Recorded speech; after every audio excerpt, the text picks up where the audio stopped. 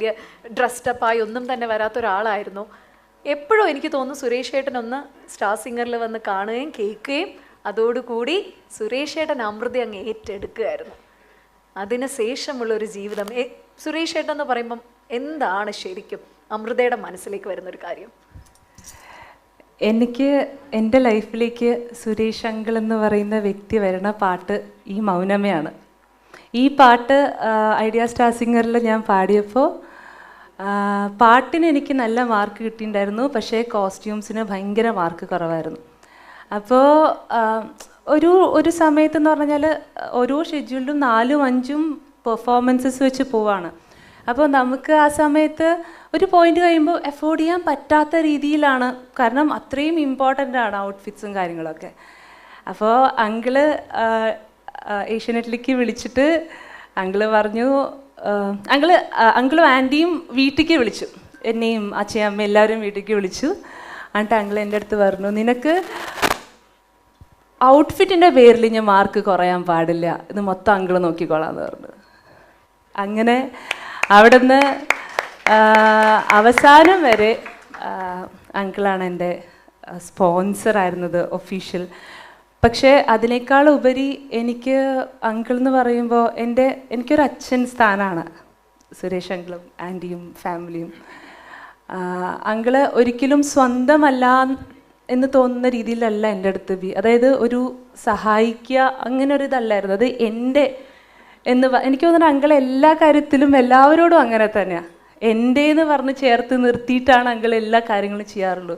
അപ്പം അങ്ങനെ ഒരു ഭാഗ്യം സ്നേഹവും അനുഭവിക്കാൻ കഴിഞ്ഞിട്ടുള്ള ഒരു ആളാണ് ഞാൻ. അങ്കിളെ എനിക്ക് ജീവനാ. അതല്ല, സുരേഷേട്ടൻ ഒരുപാട് അടുത്ത് പറയുന്ന ഞാൻ കേട്ടിട്ടുണ്ട്, ഒരു 30 കഴിഞ്ഞ പെൺകുട്ടികളെയൊക്കെ കാണുമ്പോൾ ലക്ഷ്മീനെ മനസ്സിലേക്ക് ഇങ്ങനെ വരും. 30 അന്ന് ആ പ്രായം എനിക്ക് ഓർമ്മയുള്ളത്, ഞാൻ എൻ്റെ ക്യാമറയിലല്ലേ നിന്നെയും നിൻ്റെ അമ്മയും അനിയത്തിയും എല്ലാം കൂടെ ഒരു ദിവസം ഇവരുടെ എടപ്പള്ളിയിലാണ് ഇവർ താമസിച്ചിരുന്നത്. വീട്ടിൽ വന്നിട്ടുണ്ടായിരുന്നു. വന്നിട്ട് അവരെ വിളിച്ചുകൊണ്ട് പോയി ജയലക്ഷ്മിയിൽ പോയിട്ടാണ് മിക്കാറും കോസ്റ്റ്യൂം. അപ്പോൾ അങ്കിൾ എൻ്റെ കാലിലേക്ക് നോക്കി 2-3 ചെരുപ്പും കൂടെ എടുക്കടിയെന്ന്. ശരിക്കും ആ ഷോ കാണുമ്പം ശരത്തും പിന്നെ ശ്രീകുട്ടനുമാണ്, IMG സാറും ഉഷാ ദീദിയുണ്ട്.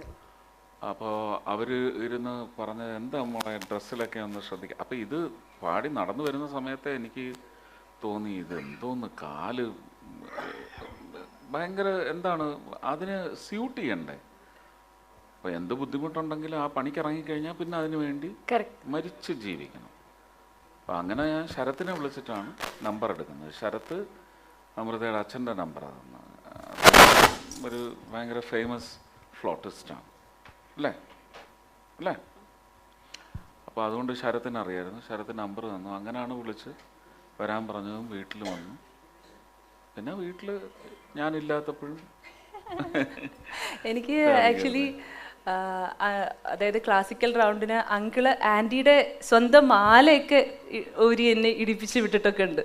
അതായത് ശരിക്കും എൻ്റെ അച്ഛനും അമ്മയും എൻ്റെ അടുത്ത് എങ്ങനെയാണോ ചെയ്യുക അതേപോലെ ആയിരുന്നു അങ്കിളും ആൻറ്റിയും, ഇപ്പോഴും അതെ, മക്കളും എല്ലാവരും. ഒരു സൂപ്പർ സ്റ്റാർ എന്നതിലുപരി അല്ലേ അമൃത, ശരിക്കും ഒരു അച്ഛൻ, ഒരു ചേട്ടൻ. പിന്നെ നിങ്ങൾ രണ്ടുപേരും പെൺകുട്ടികളാണ്. അപ്പോൾ ഒരു ചേട്ടൻ്റെയൊക്കെ ഒരു സ്ഥാനത്ത് ഇങ്ങനെ ഒരു ചേട്ടൻ ഉണ്ടായിരുന്നെങ്കിൽ എന്നൊക്കെ നമ്മളൊക്കെ ആഗ്രഹിച്ചു പോകാറുണ്ട്. സ്വപ്നമായിരുന്നു ആ ഒരു മൊമെന്റ്. അതുകൊണ്ട് തന്നെ എനിക്ക് തോന്നുന്നു സുരേഷ് ഏട്ടനെ പറ്റി എന്തെങ്കിലുമൊക്കെ നമുക്കൊരു ചെറിയൊരു നെഗറ്റീവ് ഇമ്പൾസ് കേൾക്കുമ്പോൾ നമുക്ക് ഭയങ്കരമായിട്ട് വിഷമിക്കും അല്ലേ. നമുക്കിതൊന്നും സഹിക്കാൻ പറ്റാത്ത കാര്യങ്ങളായിട്ട് നമുക്ക് തോന്നാറുണ്ട്. അതൊന്നും അങ്കിളെ ബാധിക്കുന്ന കാര്യമേ അല്ല. അങ്കിൾ എന്താന്നുള്ളത് നമുക്കറിയുന്ന കാര്യമാണ്. അല്ല, ഞങ്ങളെല്ലാം ക്യാമ്പയിനിങ് ഉള്ള ആൾക്കാരാണ് സുരേഷ് ഏട്ടൻ്റെ. ഭയങ്കര ഞങ്ങൾക്ക് സഹിക്കില്ല, നമ്മളെയൊക്കെ തൊട്ട് കളിക്കുന്ന പോലെ തോന്നും. സുരേഷ് കഴിഞ്ഞ ദിവസം പോസ്റ്റ് ഒക്കെ ചെയ്തിട്ടുണ്ടായിരുന്നു. അതാണ്, അയ്യോ, നമ്മുടെയൊക്കെ ഒരു രോഗ് ഷോ എന്ന് പറയണത് നമുക്ക് പേഴ്സണലി അറിയുന്നുണ്ടാണ് അമൃത. അതാണ് സുരേഷ് ഏട്ടന് പാടി കൊടുക്കാനായിട്ട് ഈ ഒരു പാട്ടല്ലാതെ ഒരു 2 വരി സുരേഷ് ഏട്ടനത് ഇപ്പൊ ഞങ്ങളുടെ സൂപ്പർ സ്റ്റാർ. അല്ല, ഞാൻ ഊലലല്ലേ പാടിയത്. ആ അങ്കിൾ എങ്ങനെയാ അറിയോ, ഓരോ പെർഫോമൻസിന്റെയും ഓരോ തെറ്റുകളൊക്കെ നമ്മൾ ശരത് സാറ് പോലും ചിലപ്പോൾ നോട്ടീസ് ചെയ്യാൻ പറ്റാത്ത കാര്യങ്ങൾ അന്ന് അവൻ അങ്ങനെ പാടിയപ്പോൾ നിനക്ക് ഇങ്ങനെ ഇങ്ങനെ ഓരോ പെർഫോമൻസ് കഴിഞ്ഞാലും അങ്കിൾ വിളിച്ച് കറക്റ്റ് ചെയ്ത് തരും. സുരേഷേട്ടൻ്റെ ഏറ്റവും ഇഷ്ടപ്പെട്ട സിനിമ ഏതാ അമൃതയ്ക്ക്? അങ്കിളുടെ എല്ലാ സിനിമയും എനിക്ക് എന്നാലും ഒരെണ്ണം എടുത്ത് പറയാനാണെങ്കിൽ അങ്ങനെ എൻ്റെ അടുത്ത് ചോദിക്കണ്ട, എനിക്ക് എല്ലാം ഇഷ്ടമാണ്. എന്നാലും സുരേഷേട്ടൻ പാടി അഭിനയിച്ചതിൽ സുരേഷേട്ടൻ്റെ പാട്ടുകളിൽ ഏറ്റവും ഇഷ്ടം ഏതായിരിക്കും? ഒരു പാട്ട് ഇപ്പം സുരേഷേട്ടൻ്റെ ഒരു പാട്ട് പാടിക്കൊടുക്കാനാണെങ്കിൽ, കാരണം കളിയാട്ടമുണ്ട്, പ്രണയവർണ്ണങ്ങളുണ്ട്, ഒത്തിരി പടങ്ങൾ. അങ്കിളിന് ഇഷ്ടമുള്ള പാട്ട് പറയാം. കണ്ണാടി കൂടുംകൂട്ടി പാടി. അങ്കിളും പാടുവോ? അയ്യോ, 2 വരി. സുരേഷേട്ടന് ശേഷം ഞങ്ങൾക്ക് വേറൊരു പാട്ട് പാടിത്തരണമെന്ന് ആഗ്രഹമുണ്ട് എനിക്ക്, തെലുങ്ക് പാട്ട്.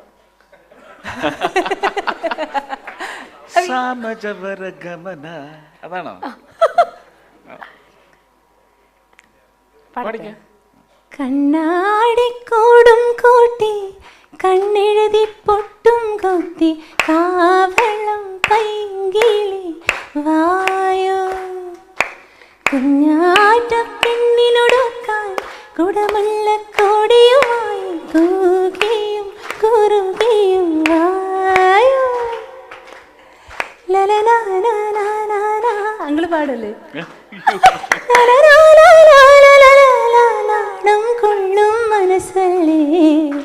സൂപ്പർ. ഈ പാട്ടിന്റെ കാര്യം പറഞ്ഞപ്പോൾ സുരേഷേട്ടൻ വന്നിട്ട് പോലും ഇല്ല, എന്നാൽ ലോകം മൊത്തം ഏറ്റെടുത്ത ഒരു വൈറൽ വീഡിയോ എനിക്കൊന്ന് പ്ലേ ചെയ്താൽ കൊള്ളാന്നുണ്ട്. സുരേഷേട്ടൻ അത് കണ്ടിട്ടുണ്ട്, എന്നാലും ഞങ്ങളുടെ ഭാഗത്ത് നിന്ന് മൈൽ സ്റ്റോൺ മേക്കേഴ്സിന് വേണ്ടിയിട്ട് ലോകം മൊത്തം ഇത് ഏറ്റെടുത്ത് കഴിഞ്ഞു.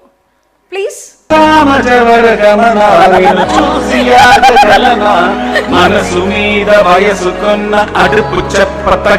ആ ജയറാമേട്ടൻ ട്രോളിക്കൊണ്ടൊരു സാധനം ചെയ്തിട്ടുണ്ടായിരുന്നു. സുരേഷ് അത് ആരയച്ചു തന്നത്?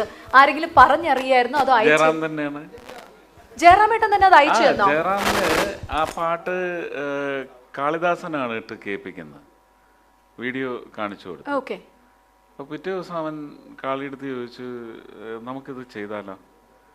പറഞ്ഞു, ഒന്ന് സുരേഷ് അങ്കിളിനെ വിളിച്ച് ചോദിക്കുമെന്ന് പറഞ്ഞു. അങ്ങനെ എന്നെ വിളിച്ചിട്ട് ഞാൻ ആ പാട്ട് ഇന്നലെ കാളിദാസൻ കാണിച്ചപ്പോഴാണ് കണ്ടത്, നന്നായിരിക്കുന്നു, ഞാനതൊരു വീഡിയോ ചെയ്തോട്ടെ എന്ന്. ഞാൻ പറഞ്ഞു, അതൊക്കെ നിൻ്റെ അവകാശമാണ്, നിനക്ക് തോന്നിയാൽ ചെയ്യുക, അത്രയേ ഉള്ളൂ, എൻ്റെ അടുത്ത് ചോദിക്കാനേ പാടില്ല എന്ന് പറഞ്ഞു. ചെയ്ത് പിറ്റേ ദിവസം എനിക്ക് അയച്ചു തന്നു. അങ്ങനെയാണ് ഞാൻ കാണുന്നത്.